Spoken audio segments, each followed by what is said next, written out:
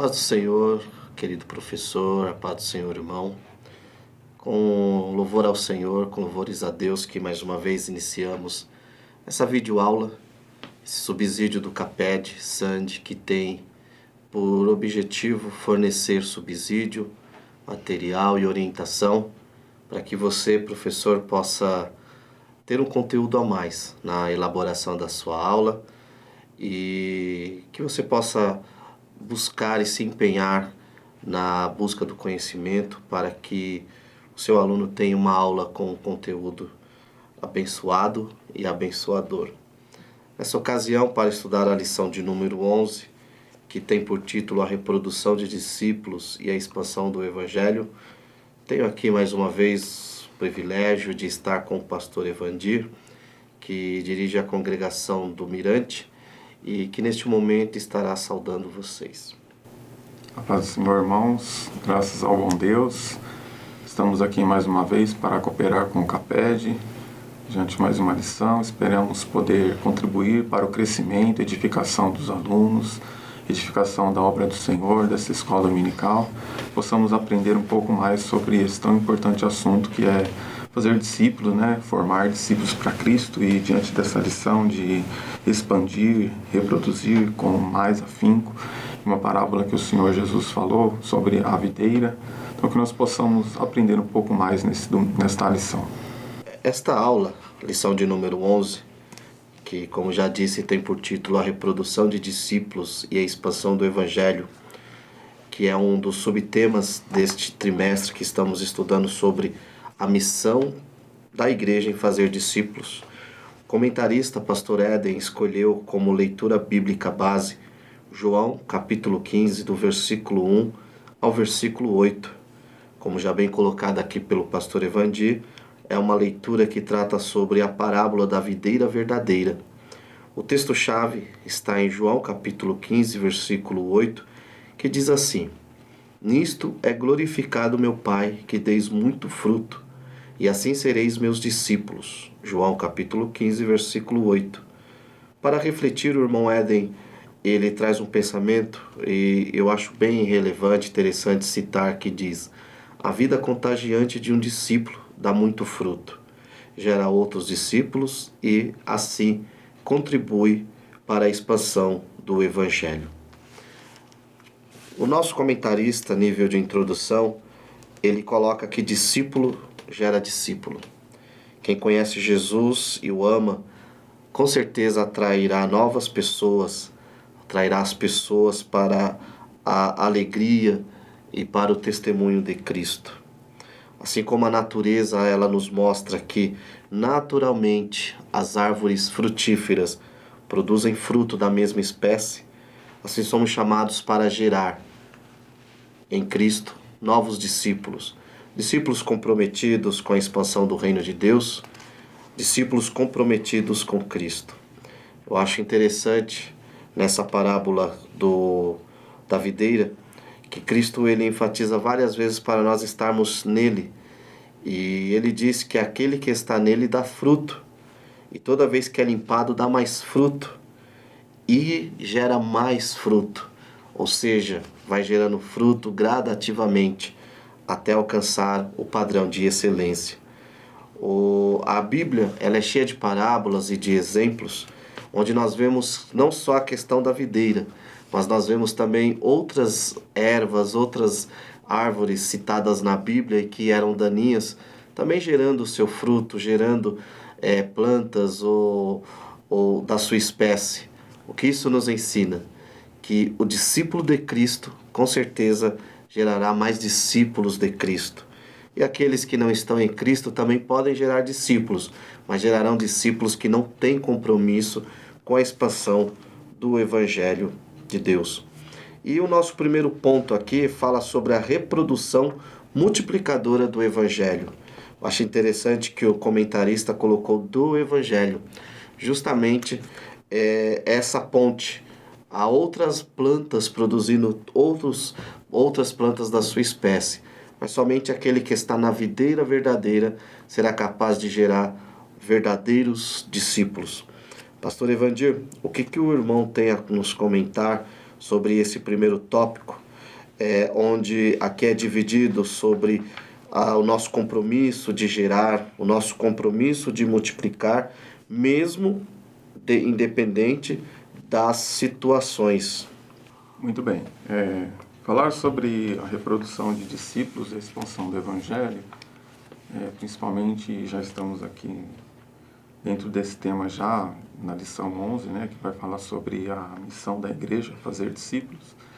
De repente, para algum possa estar pensando que estamos chovendo no molhado, porque muita gente já entendeu, já sabe o que é discipular, mas nós não estamos falando em uma classe específica apenas, né? Em fazer uma classe de alunos e fazer uma classe de discipulado, 3 meses, 6 meses, e após esse período, a pessoa já é um discípulo. Não, estamos falando de discipulado contínuo, né? E estar ligado em Cristo é o principal ponto para que nós possamos frutificar, né? E estávamos dando uma olhada na enciclopédia e que existia em Israel também uma videira que era só para ornamentação. Ela era semelhante à videira, por isso que Jesus disse: sou a videira verdadeira, né? No versículo 1, videira verdadeira. Porque esta outra planta, Vitis orientalis, ela era apenas para ornamentação. Ela tinha folhas verdes, frutos vermelhos, isento de pragas, mas inútil para o consumo. E Jesus não, é a videira verdadeira. Então nós precisamos estar ligados nesta videira. Não estamos aqui apenas para ornamentação, estamos aqui para produzir frutos, né? E discipular é um dos pilares da fé cristã. Discipular, ele tem que vir antes de tudo. Nós observamos que Paulo chegava nos lugares não pensando em um espaço, mas pensando em discipular, né? É interessante que hoje a igreja tem recursos, graças a Deus por isso. Quando nós iniciamos obras missionárias, quando iniciamos, até mesmo abrimos novas congregações, pensamos em espaço, em terreno, pensamos em equipamentos, em lugares. Entretanto, no contexto da Bíblia, nos princípios da igreja primitiva, o discipular vinha antes de tudo isso, né? Então Jesus primeiro saiu formando um grupo de discípulos. E a igreja levou anos para se ter um templo propriamente dito, né? E da mesma forma o Paulo chegava em todos os lugares pensando em primeiro discipular. Discipular vinha antes de tudo. Antes de formar um departamento, ele discipulava. Antes de se pensar em ter algo dentro da igreja, primeiro discipular, né? Então, nesse ponto, todos os membros da igreja podem gerar discípulos, né? Não estamos aqui falando apenas de uma classe em que o professor vai discipular um grupo de alunos. Não, estamos falando que todos nós podemos gerar discípulos, né? Está além do trabalho dentro da igreja. Discipular está além do trabalho dentro da igreja. Não estamos dizendo que formar discípulos nas casas que não vão conhecer a igreja. Não estamos levando a esse extremo. Porque já vimos situações em que as pessoas eram discipuladas nas casas, mas nunca vinham na igreja. Não é este extremo, mas discipular está além das paredes da igreja. Nós podemos discipular pessoas constantemente, falando de Jesus, levando eles ao conhecimento de Cristo e também levando para o contexto da reunião, da comunhão, da congregação, da unidade, aonde do partir do pão, da comunhão, das orações, aonde esse discípulo que estamos, esse novo discípulo, esse novo crente que estamos mostrando Jesus, possa também exercer a comunhão cristã junto com o corpo de Cristo, né? Porque já deparamos com pessoas que estão fazendo discípulos por aí, mas eles mesmos não estão ligados a nenhuma denominação. Eles mesmos não participam do pão, não participam do corpo de Cristo. E então fica uma situação meio difícil de ser compreendida quando nós vemos alguém que não está no corpo tentando fazer discípulos para Jesus. Fica algo meio paradoxo. Então não é nesse sentido. Todos nós podemos gerar... Não precisamos de termos cargos para isso, né? A pessoa que é responsável pelo departamento de missão, ele é discipulador. Quem é professor da classe de discipulado é o discipulador. Não, todos nós podemos gerar ovelhas para o reino de Deus. Bem interessante, pastor Evangelista, esse seu comentário sobre todos podemos gerar discípulos, porque, infelizmente, nós observamos que há pessoas que colocam essa responsabilidade apenas naqueles que são oficialmente, que exercem oficialmente alguma função dentro da igreja. Enquanto que, na verdade, todos nós somos chamados, né? O próprio Jesus, quando ele vai iniciar ali o seu ministério e ele começa chamando ali André, vemos André trazendo Simão. E quem era André? Era alguém que havia tido ali um início com Jesus, talvez uma conversa com Jesus, e olhou e falou: olha, Simão, vamos ali que eu quero te apresentar Jesus. E nós vemos que foi se fazendo discípulos, né? Nós vemos isso também no caso de Timóteo. Timóteo, ele é discipulado ali no primeiro momento pela sua mãe e pela sua avó. Depois ele tem um encontro com Paulo, onde ele aprofunda sua formação cristã, né? Ali ele de fato conhece a fé cristã, ali ele conhece Cristo, e nós vemos na igreja de Éfeso Timóteo formando outros discípulos, né? O que seria de nós se Paulo não tivesse formado discípulos? O que seria de nós se Timóteo não tivesse formado discípulos? E nós vemos isso na história da igreja, pessoas formando pessoas, né? Nós como pentecostais, eu sempre costumo dizer que nós somos discípulos de movimentos muito antigos, né? E que em algum momento foi influenciado por outra pessoa, né? Vemos, por exemplo, John Wesley, influenciado pelos morávios, ali tornou-se um discípulo dos morávios. Depois aquele movimento, avivamento metodista na Inglaterra, chega até outros movimentos e culmina aqui no que nós conhecemos como o pentecostalismo clássico, no caso a Assembleia de Deus. Então, é isso. E um ponto que eu acho interessante, além dessa multiplicação, é como as situações que esse discipulado se multiplica. O comentarista aqui coloca sobre a perseguição, né? Hoje nós temos aí um pensamento, pastor Evangelho, eu até gostaria que o irmão comentasse, porque parece, no primeiro momento, que sem perseguição não há multiplicação de discípulos. Será que isso é uma verdade? Será que isso é um mito?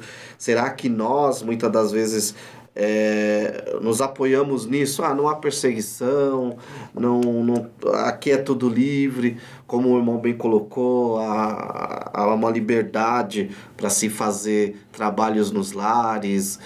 Nós vemos aí situações em alguns bairros onde na mesma rua tem, às vezes, igreja competindo com igreja, né? E eu achei interessante, eu até coloquei um ponto de interrogação aqui sobre essa perseguição. Será que é necessário mesmo haver um cenário de perseguição para que haja uma multiplicação de discípulos?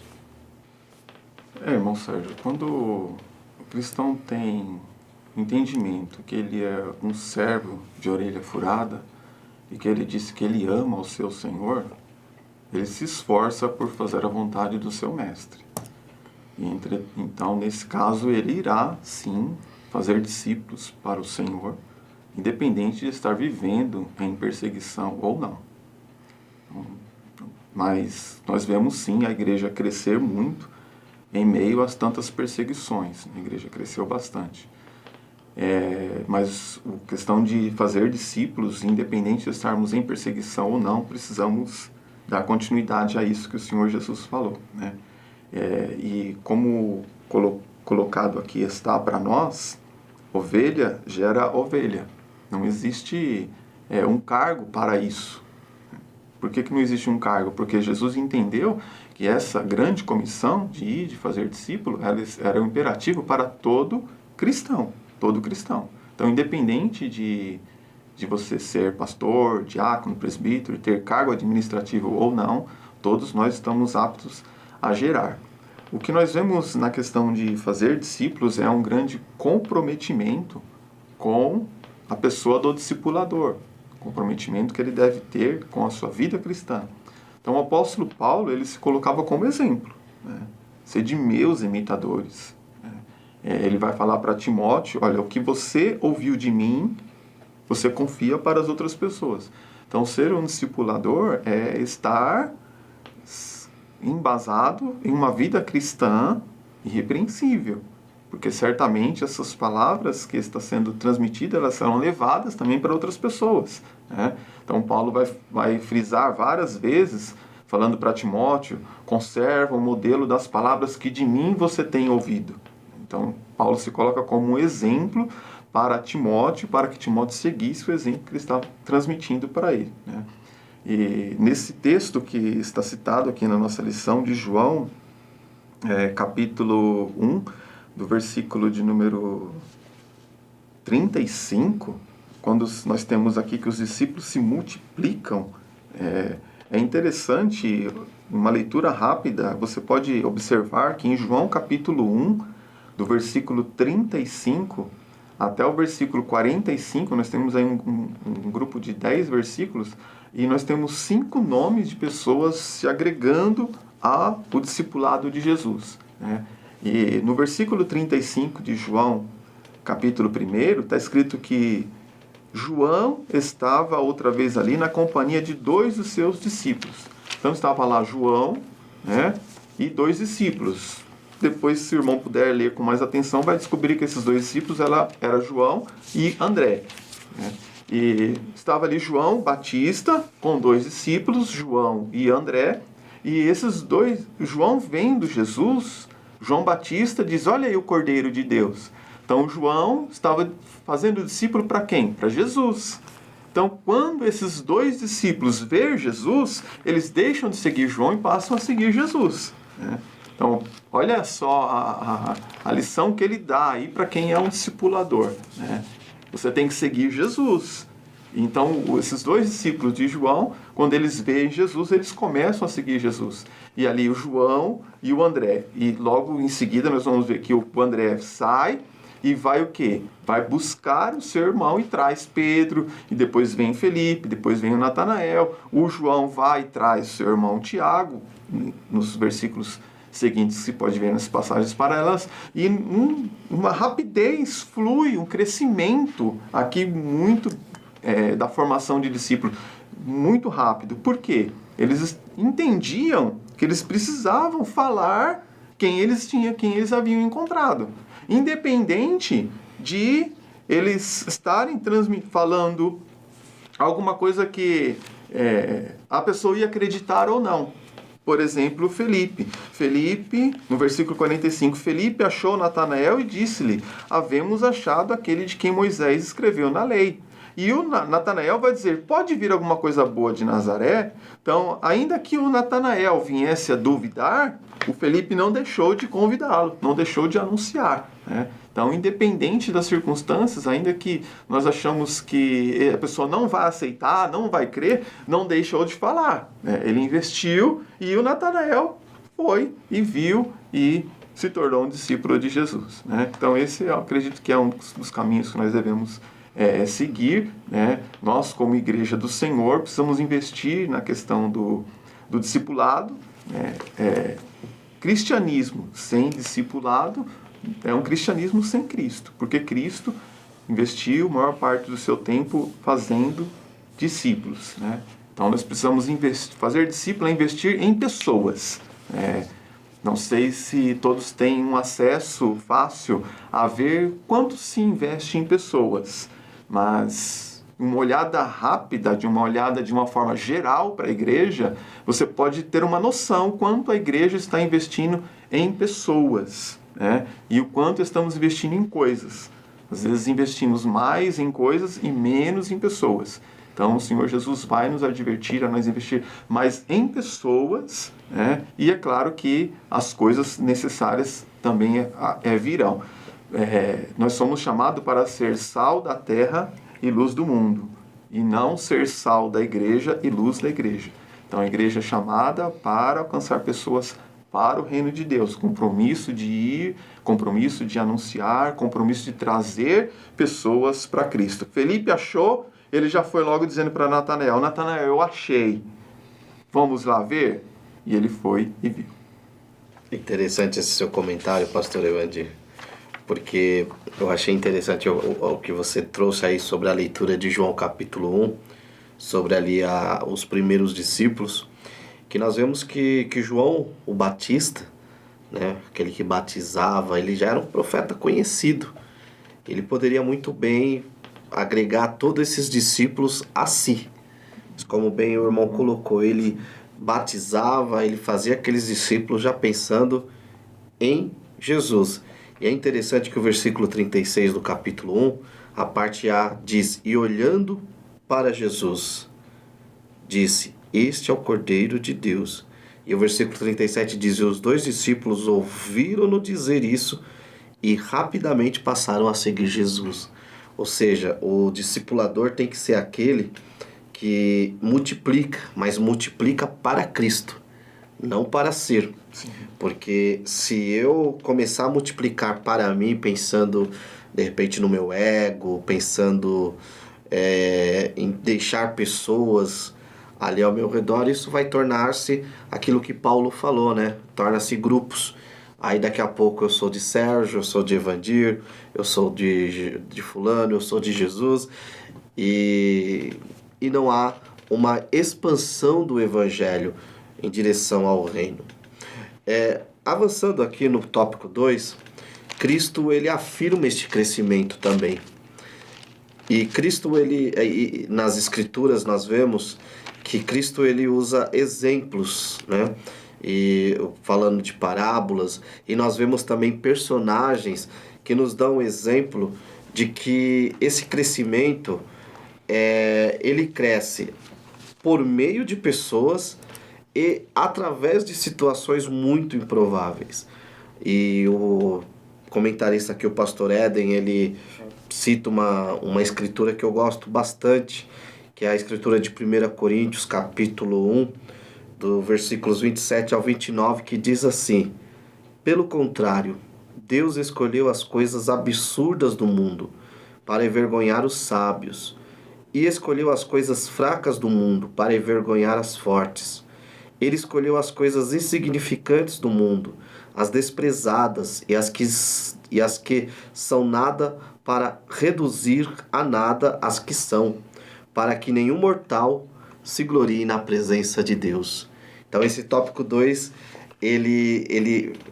o que o pastor Evandir falou sobre João o Batista apresentar Cristo como o Senhor e Mestre, já faz a ponte para esse segundo ponto, onde Deus usa pessoas e situações improváveis justamente com a intenção de que nenhum mortal se glorie. Por que não se glorie? Porque eu só posso falar, eu só posso anunciar, só posso plantar, mas quem dá o crescimento é Deus. E eu gostaria muito, pastor Evandir, de ouvir os teus comentários em relação a esse ponto A, o evangelho que cresce por meio de pessoas e de situações improváveis. Muito bem, nós temos na palavra aqui, no livro de Atos, muitos exemplos assim, como situações, né? O próprio Paulo, ele não esperava as coisas ficarem tudo boas ou tudo bem para falar do reino de Deus, para falar de Jesus, né? Pelo contrário, ele sempre se preocupava em fazer discípulos, em falar de Jesus, independente das circunstâncias estarem boas ou ruins, né? Como podemos dizer, ele pregava a tempo e fora de tempo. E assim como o Senhor Jesus também não fez acepção de pessoas. Na hora de escolher os seus discípulos, ele escolheu um pescador, um publicano, pessoas simples, né? Pessoas que poderiam serem desprezadas por se alguém estivesse pensando em formar um colégio apostólico, né? E dar nomes a eles como fundadores de uma grande igreja.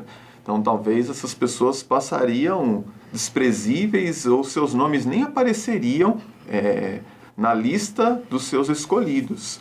Então são situações totalmente improváveis, mas o Senhor Jesus, o que ele fez? Ele investiu tempo nessas pessoas, cuidado nessas pessoas, e aconteceu, cresceu, e hoje nós temos a Igreja do Senhor Jesus espalhada pelo mundo todo, né? Então nós temos várias situações, no início, em Atos capítulo 2, uma perseguição veio logo na descida do Espírito Santo no dia de Pentecostes. Já vem logo uma zombaria dos escarnecedores. Estão cheios de vinho, cheios de mosto. E o Pedro ali se põe em pé para defender ali a igreja, né? Então, se tornando ali um pregador, e naquela ocasião em que ele defende a igreja, ele já prega também a palavra. E o que acontece? Há grandes conversões, né? E logo em seguida podemos observar aqui o crescimento da igreja, sendo seguido de várias perseguições em que os discípulos não recuaram, mas continuaram pregando, falando de Jesus. Pedro e João foram os dois primeiros a enfrentar prisão por questão da pregação do Evangelho. Então, essa questão de perseguição, essa questão de situações improváveis, que nós temos aqui 2 tópicos aqui, um após o outro, né? Então, nós podemos ver o próprio Pedro em situações em que ele é advertido para não falar mais do nome de Jesus. Eles mais importa obedecer a Deus do que aos homens. Então, nós estamos vivendo a todo momento isso, né? O não falar, ou às vezes cogitamos, falamos ou não falamos, evangelizamos ou não evangelizamos. Então eles não perdiam a oportunidade, essa era a grande verdade. Esse desejo de falar do amor de Cristo, eles não perdiam uma oportunidade, eles já iam logo falando. E às vezes nós ficamos pensando se é o melhor momento, se não é o melhor momento, e acabamos perdendo esta oportunidade, né? Então, mesmo sendo proibido de falar, eles continuavam falando. E quando levaram ele para as autoridades do Sinédrio, eles falaram também diante do Sinédrio, eles falaram de Jesus. Então, eles foram presos, todos os apóstolos foram presos, foram advertidos, foram açoitados, para que não falassem mais deste nome. Entretanto, o que eles fazem logo no outro dia? Eles continuam falando do nome de Jesus e dizendo que mais importava obedecer a Deus do que aos homens, e estavam alegres por estar sendo perseguido pela causa de Cristo, né? Então isso é entender chamado, é entender propósito, é seguir com a missão, independente de circunstâncias. Não esperar que as situações sejam favoráveis, né? Como diz os provérbios, né? Não ficar olhando para o tempo, né? Olhando para a situação do tempo para semear.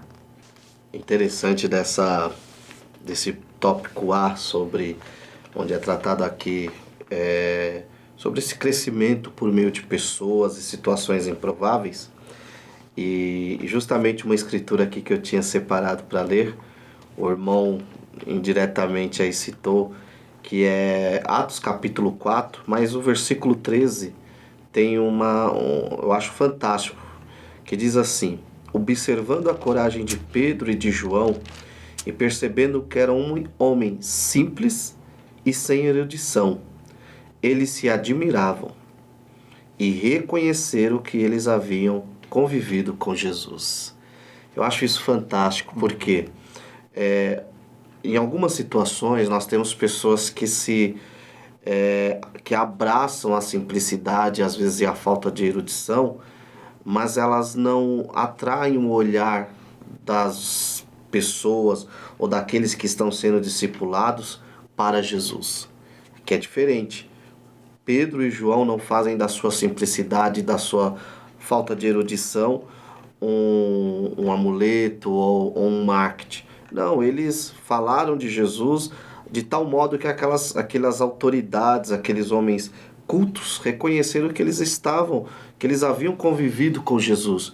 Por outro lado, o irmão bem citou Paulo. Paulo não, já era um erudito, uma pessoa estudada, mas que também, como ele diz à igreja de Corinto, eu não fui com palavras de sabedoria humana, eu não fui com conhecimento humano, mas eu fui aí mostrar Cristo. Então nós vemos que o simples não deve se gloriar na sua simplicidade, mas deve fazer com que as pessoas vejam Cristo na sua simplicidade. O erudito não deve se gloriar na sua erudição, mas deve ir às pessoas levando as palavras de Cristo. Fazendo isso, com certeza, Deus será glorificado e haverá uma expansão do Evangelho e uma multiplicação de discípulos da verdadeira videira. O comentarista aqui também, ele se utiliza de duas parábolas que eu acho muito interessante, essas duas parábolas, e só fazendo um adendo aqui a você, professor, não é propósito da lição que você venha esmiuçar, detalhar a parábola do grão de mostarda e do fermento, mas a ideia é você pegar a tônica das duas. E o que as duas querem nos mostrar?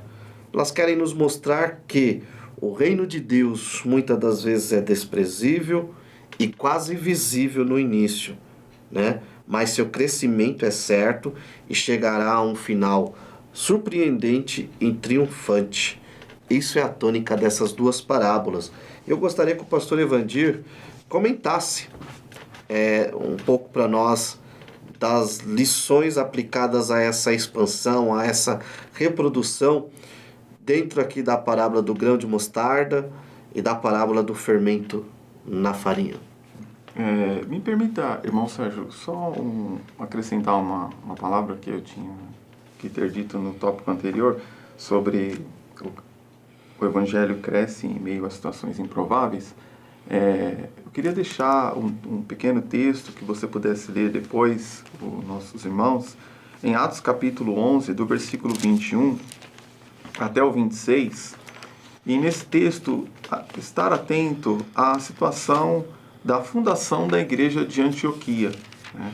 Porque essa igreja ela se tornou uma base missionária e os discípulos enviaram Barnabé à cidade de Antioquia, e Antioquia, por sua vez, chegando nessa cidade, ele viu lá as pessoas, né? Viu que o evangelho estava chegando no coração dessas pessoas.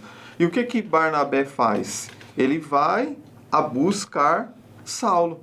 E, achando Saulo, ele traz para Antioquia. Então, como o irmão havia comentado, a questão de Paulo ser uma pessoa mais doutada, com um nível cultural maior, um conhecimento maior. Então, eu acredito que Barnabé encontrou aquela situação e ele vai buscar alguém para ajudá-lo nesta empreitada, nesta obra do reino de Deus.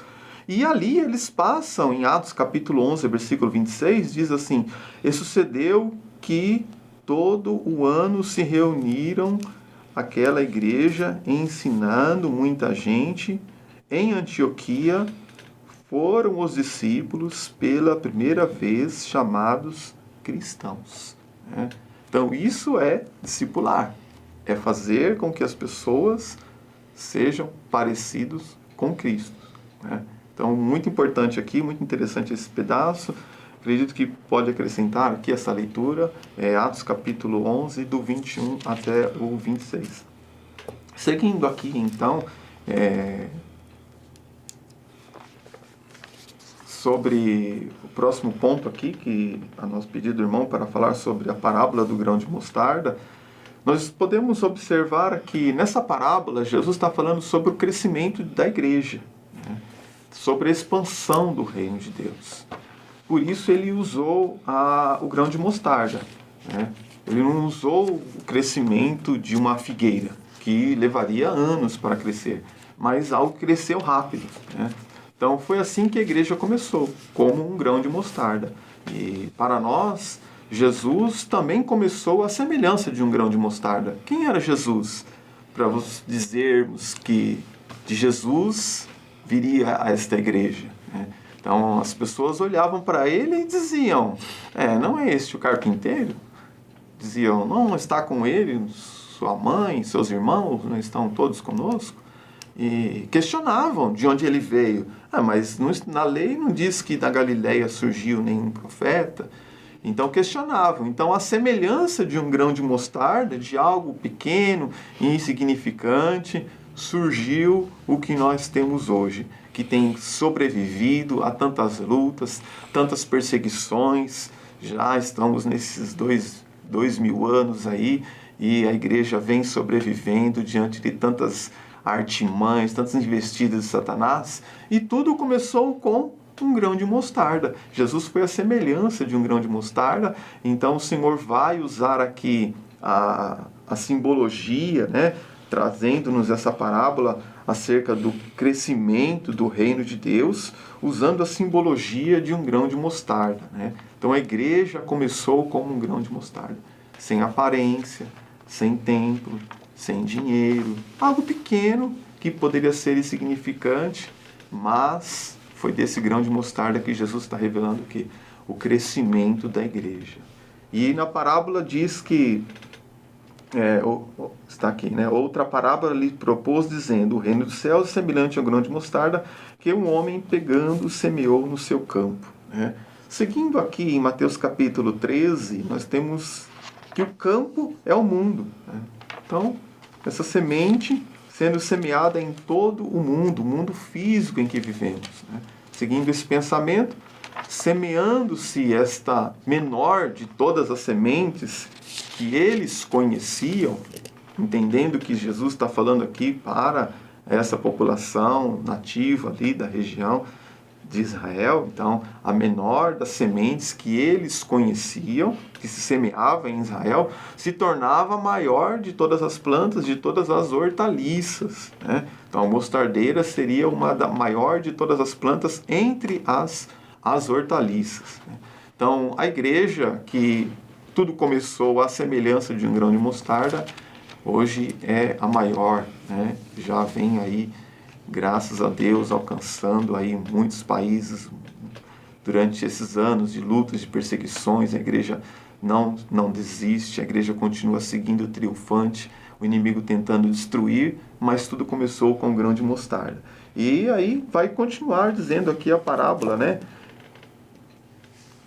O qual é realmente a menor de todas as sementes que eles conheciam, crescendo é a maior das plantas, no caso de todas as hortaliças, de sorte que vêm as aves do céu e se aninham nos seus ramos. Podemos entender aqui que o Senhor Jesus está falando das pessoas que viriam para se agregar a esta igreja, né? Então temos hoje aí, de uma forma simples, entendendo que o Senhor está falando sobre o crescimento da igreja, nós entendemos que o grão de mostarda é uma coisa que fosse pequena, que fosse talvez insignificante, mas que se tornou o que nós temos hoje, a igreja do Senhor Jesus Cristo. Muito bom. O tópico C aqui deste segundo ponto, também mais uma vez aqui o comentarista cita uma outra parábola que é dita por Jesus na sequência, aqui que está registrada em Mateus capítulo 13, versículo 33, que é a parábola do fermento, né? É interessante que o fermento, de forma geral na Bíblia, ele sempre tem uma conotação ou está associado ao mal, né? Nós temos isso no próprio Evangelho de Mateus capítulo 16, versículos 16, em 1 Coríntios capítulo 5, versículos 6 e 8, em Gálatas capítulo 5, versículo 9 e outras escrituras mais. Porém, aqui em especial, Jesus ele fala e ele traz esse pensamento para simbolizar o crescimento do reino de Deus que permeia a vida das pessoas no mundo. E é interessante aqui que o comentarista, o irmão Éden, ele coloca que, abre aspas, que Cristo utiliza elementos caseiros comuns para ilustrar uma verdade do reino. Ele fala de um ingrediente, que é o fermento, que é inserido na massa, né? E é interessante que a ação do fermento ela é quase invisível, porém o resultado é visível. Então, o processo, enquanto ele está trabalhando ali na massa, né? Quando você, por exemplo, vai fazer um pão e você coloca o fermento, no primeiro momento você olha e não vê nenhum resultado, mas depois ali de horas, né? Talvez as professoras que devem ter mais habilidade e que devem fazer talvez melhores pães do que nós homens vão entender melhor. Depois de um tempo ali você vê o resultado. Você vê que o pão cresce, a massa cresce, isso é com o bolo. Então, o que Jesus estava querendo dizer? Estava querendo dizer que o Evangelho, a princípio, ele entra invisível nas vidas das pessoas. né? O próprio Paulo diz que a fé vem pelo ouvir e ouvir a palavra. Então aquela palavra às vezes simples, de um pregador simples, de um apelo simples, ela pode no primeiro momento não ter nenhum resultado, mas com certeza é a palavra de Deus. E se é a palavra de Deus, ela é capaz de influenciar pessoas, que influenciarão sociedade, que influenciarão cidades e que podem influenciar nações. E nesse tópico sobre o fermento, pastor Evandir, o irmão tem algo a acrescentar, a nos falar? Sim, nós vemos essa questão que o irmão colocou a princípio, né, que o fermento na Bíblia é muito visto de uma forma, de um sentido ruim, né? Entretanto, nós não podemos generalizar em todas as situações, até mesmo porque o fermento administrado na medida certa na massa, ele traz um resultado muito proveitoso, né, como o irmão também citou. Então, mas qual o objetivo de Jesus nessas duas parábolas? Não é falar sobre o crescimento da igreja? Então, o que ele usa? O grão de mostarda. Algo como a igreja começou, né? Um pequeno grupo, pessoas sem formação, pessoas indoutas, pessoas sem nome. Então, pessoas que não era de alta classe da sociedade. Começou como um grão de mostarda e se tornou a grande igreja.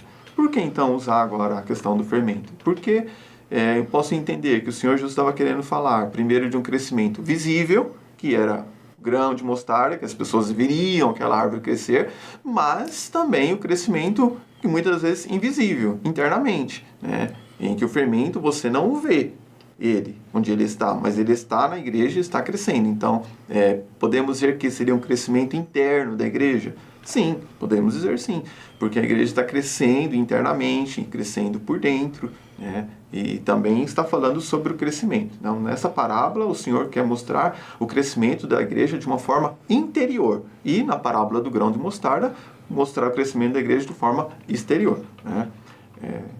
Então, diante de tudo que nós observamos aqui, convém nos atentar que o Senhor nos chamou para ir e fazer discípulos, ensinar todas as nações e batizando-as, né? Então, não desistir disso.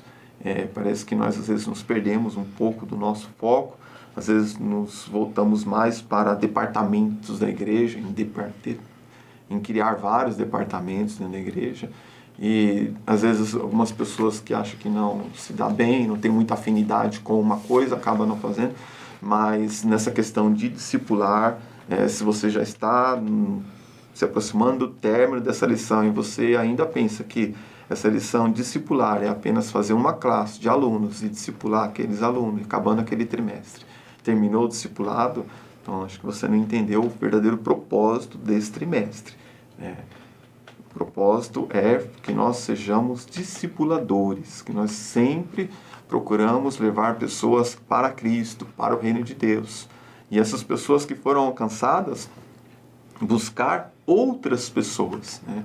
Então, se cada um de nós entendermos isso, conseguimos passar essa visão para os nossos irmãos, ou até mesmo para a nossa igreja, nós podemos experimentar um crescimento como o grão de mostarda, né? Um crescimento em que todos verão. Então, esse é o propósito que o Senhor Jesus nos trouxe esse trimestre, veio para nós esse objetivo de estudar essa lição sobre discipulado, sobre expandir, sobre o crescimento do reino de Deus. Então vamos aproveitar a ocasião, vamos nos aprofundar mais nisso, vamos entender mais isso e procurar aproveitar o espaço, né? Não perder o espaço, mas aproveitar o espaço que o Senhor está nos concedendo. Graças a Deus, estamos chegando ao final de mais uma videoaula. Agradeço a Deus pela vida do pastor Evandir, todos os comentários aqui tecidos, e gostaria muito de concluir este bate-papo dizendo que, como foi já citado aqui, a exemplo do grão de mostarda, que em um primeiro momento é desprezível, mas o crescimento é certo, o final é surpreendente, assim também como o fermento, que nós às vezes não vemos a sua ação, mas ele está ali trabalhando de forma invisível, que possamos permitir, e com certeza é o desejo de Deus, trabalhar e usar as nossas vidas de forma poderosas para atrair pessoas para a sua igreja e para o seu povo, e que essas pessoas sejam trabalhadas. Eu peguei recentemente uma frase do mestre professor Saião que diz assim, abre aspas, o ministério de Jesus, que terminou em aparente fracasso, mas depois revelou e resultou na igreja que alcançou os confins da terra, fecha aspas. Muitas das vezes o que fazemos, muitas das vezes a nossa própria reprodução pode parecer insignificante, mas o que eu quero dizer para você, querido professor, se em toda a sua vida cristã você fizer um discípulo, produzir apenas um discípulo, esse um discípulo vai produzir outro, e esse outro vai produzir outro. No final nós temos aí uma expansão do Evangelho que nós não teremos como mensurar. Então, que possamos pegar tudo que foi dito aqui e que você possa aplicar a preparação da sua aula e, acima de tudo, como bem colocado pelo pastor Evandir, sair do campo teórico e ir para o campo prático, que é para o qual Deus nos chamou. Nesse momento, o pastor Evandir também estará orando, agradecendo a Deus, e é o desejo do meu coração que Deus te abençoe, querido professor. Sim, aqui em João capítulo 8, capítulo 15, o versículo 8, que é o nosso texto, né? Está escrito, nisto é glorificado meu Pai, que deis muito fruto, e assim sereis meus discípulos, né? Então quem está dizendo aqui, não sou eu, é Jesus, que para ser discípulo dele precisava dar muito fruto, né? E estava lendo o livro Espada Cortante, o Boyer vai classificar aqui as varas, né? Então ele vai lendo esse texto, você vai encontrar sem fruto, né? Com fruto, ou com mais fruto, e ainda fruto abundante, que seria o versículo 8, muito fruto. Então, em que situação nós estamos aí como vara produzindo na videira, né? Existe aqui a questão que estava sem fruto e que seria lançado fora. Com fruto, mais fruto, fruto abundante, para ser discípulo de Jesus. Só para deixar uma reflexão aqui, nós como igreja estamos inseridos, cada uma das nossas congregações, em uma região. E como igreja nós precisamos alcançar pessoas para o reino de Deus, né? E uma ocasião, um dos nossos pastores perguntou para nós como igreja, se a igreja em que nós estamos ali congregando deixasse de existir, por algum motivo, se aquela igreja deixasse de existir ali onde nós estamos congregando, as pessoas não crentes do bairro sentiriam falta de alguma coisa? Perderiam alguma coisa? Impactaria alguma coisa na vida das pessoas não crentes? Se a igreja deixar de existir e a vida das pessoas não crentes, se ninguém sentir falta, isso quer dizer que nós estamos falhando como expansão do reino de Deus, né? Estamos falhando. Por quê? Nós precisamos pensar em sermos sal da terra e luz do mundo. Se você tira sal de um alimento, você tem que sentir falta dele. Então, se tirar uma igreja, a sociedade tem que sentir falta da igreja. As pessoas vão sentir falta de nós, né? Então, nisso nós precisamos atentar em sermos proclamadores dessa verdade, em anunciar este reino de Deus. Amém? E Deus em Cristo abençoe vocês, professores. Estude, ore ao Senhor, medite na lição, leia os textos aqui, as referências bíblicas, e vá para a sua classe debaixo da graça de Deus. Certamente o Senhor vai abençoar e a obra do Senhor vai crescer, as pessoas vão entender o propósito pelo qual estamos aqui, que o Senhor Jesus disse, e assim sereis meus discípulos. Amém? Podemos agradecer a Deus?